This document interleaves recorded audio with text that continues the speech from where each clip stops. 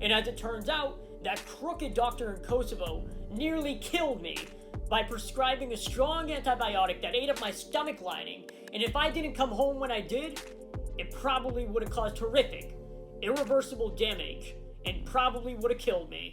Hey, how's it going? Welcome to the Peter Bilzerian Show. I'm so glad to have you. In this episode, I'm going to be sharing my near-death experience in Kosovo about 2 years ago, and how that turned into a baller medevac. Now, this is one of my favorite travel stories of all time, solely because I made so many mistakes that I can share with you, so you don't have to make them yourself. Now, if you enjoy this kind of video, let me know. Hit the like button, subscribe to the channel, and give me all your feedback. I love taking your feedback. This channel is by the people, for the people. And now, let's get started. So, to give you a little bit of context, in the summer of 2018, I was on a 3-month trip to Eastern Europe, where I was committing groundbreaking research, as we come to find out, and what I was really doing was adventuring around Eastern Europe. The new cuisine, the culture, the women, And so, in the name of research, I enrolled in a 5-week study abroad program at RIT Kosovo, which is a satellite campus for the Rochester Institute of Technology. So the day I arrived in Pristina, the capital of Kosovo, I got food poisoning, and I felt absolutely disgusting. But luckily enough, the hotel that I was staying at was right next to the college campus. So I walked over, I met the director, and I basically told her, hey, I think I have food poisoning. Is there a hospital, a clinic? She said, don't worry. There's an amazing hospital. It's called the American Spitali, which in Albanian means American Hospital. And so that gave me a little bit of hope, but boy was I wrong. I was so wrong with that. That was, oh my God. It should not be labeled an American hospital. Their healthcare system is that of a third world country. Anyways. She said, I'll call a driver. And so she called a driver. She said, wait here. He'll come and get you. She didn't give me his phone number. She didn't give me anything. 3 hours later of me waiting there, this guy, who doesn't speak any English, but is very friendly, he picks me up, and once I arrived, it was very quick. I literally just walked in. I didn't have to check in at the desk. I walked in, and got into a bed, and the driver was accompanying me the whole time. He didn't speak any English. He just smiled the whole time. And then before I knew it, a male nurse came in who spoke a little bit of English, not that much, but he was pretty decent considering it's Kosovo. And he asked me for my symptoms. He took my temperature, blood pressure, that sort of thing. He leaves for about 10 minutes, and this guy, who is the doctor, bald, old, mustache, kind of gives that Don Corleone type of feel. He walks in, he looks at me for 1 minute, gives a little bit of muffled chatter to the nurse, and then he left and gave me a thumbs up. I was like, what the hell? This guy just walked in, didn't even look at me. He just looked at me. Like, he literally just looked at me. Then what the nurse tried to tell me was that he was going to put me on an IV and prescribe some drug. Whoa, homie. He didn't even get my name, and he's about to prescribe drugs to me. That sounds a lot like taking drugs from strangers. That's kind of crazy, man. And so basically they hooked me up to this IV for 2 hours, and before I knew it, it was like 2, 3 a.m. My first night. And so then I was discharged from the hospital. They ended up taking my name and, paying the bill. And then, here's the caveat.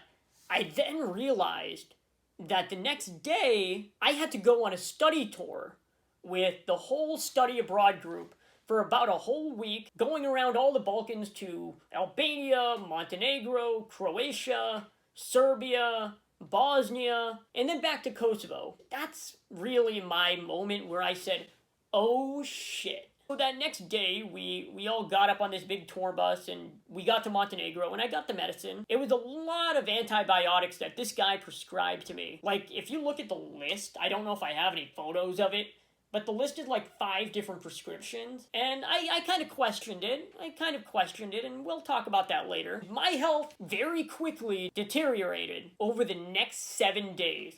Holy shit, I felt absolutely terrible going through that study tour, and the worst part about it, we're moving all the time. We're walking, we're busing, we're driving around mountains. The director, she didn't even care. She knew I was still sick. She could look at me. She barely asked how I was. She just looked at me, smiled, and smoked her cigarette. Okay. So we finally got back to Kosovo, and I was fed up with their shit. I felt absolutely horrific. I was feeling things I've never felt before. Every time I tried to eat, I gagged or vomited. I'm not going to go into the gory details, but it was terrible, horrible feeling. And yet, the director of the program, a middle-aged Kosovar woman who was a chain smoker with no medical background, was telling me, just walk it off, you'll be fine. And I said, nah, that's no bueno. That ain't happening. No. No. Absolutely not. I immediately booked a one-way business class ticket from Kosovo all the way to Boston with a layover in Istanbul. Yeah, my travel insurance really saved my ass on that one. I paid about $80 for my travel insurance, and I saved about $6,000, $2,000 from the one-way ticket, and about $4,000 in refunds from the study abroad program. For that $80, it's definitely worth it if you have any emergencies. I'll talk about that in another video, but it's very important to have. So I booked my flight for 2 days later because there weren't any available flights the following day. You know, I kind of had a moment when I was booking that flight, and I said, you know what? F it. If I die, I die. I'll die happy on that flight. And so that basically gave me one whole day to kill in Kosovo. And yeah, I wanted to get out of there. But, you know, being me, I'm not going to lie around for a whole day. I'm going to be the master of finesse and finesse the director of RIT Kosovo to lend me a private driver for the entire day so I can see the entire country. So that's what I did. And they ended up driving me around the entire city, and they showed me the National Library, which everybody hates on. They say it's one of the most ugly buildings in the world. And I'm like, nah, man, that's a cool design. And I mean, I did some other cool things, like see the Bill Clinton statue. And I mean, it was a pretty amazing experience. Despite the fact that I was sick as a dog, it was still fun. Fast forward to the next morning, I got to the airport, and as I'm boarding my flight, it turns out there are no other business class passengers on that entire plane. That is absolutely insane. So naturally, what I had to do was ask the flight attendant for a glass of champagne, and I posed with it for a lot of photos, and you know what? Hey, why the hell not? And then we arrived to Istanbul, and I immediately went to the Turkish Airlines business class lounge, which is absolutely famous for any trav geek, because that's one of the best lounges in the world. And so it was kind of like a blessing and a curse, because I was able to express my inner trav geek by visiting the best lounge in the world. But on the other hand, whenever I ate something, I felt like I was gonna die. So it's a blessing and a curse. Once I arrived home, I immediately went to go see the doctors and get thoroughly evaluated. That's my first priority. And as it turns out, that crooked doctor in Kosovo nearly killed me by prescribing a strong antibiotic that ate up my stomach lining, and if I didn't come home when I did, it probably would have caused horrific, irreversible damage, and probably would have killed me. And it was at that moment where I knew to never take drugs from strangers, ... again. And now the bottom line from all of this is always have travel insurance, always trust your gut feelings, and always make the best of those worst situations. That truly goes a long way. Even when you're dealt a bad hand, you still gotta play it, and play it the best way you can.